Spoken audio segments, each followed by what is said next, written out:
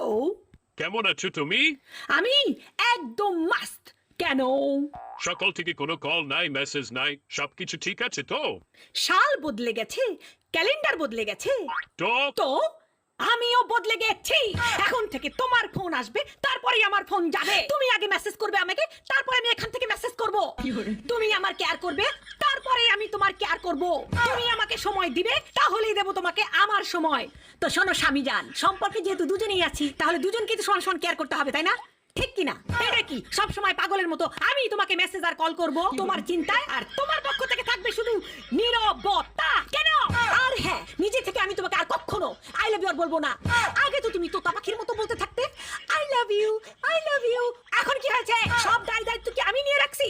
কথা খুবই সিম্পল স্বামী বস, এক হাতে দাও আর এক হাতে নাও, কারণ নতুন বছর থেকে মাগনা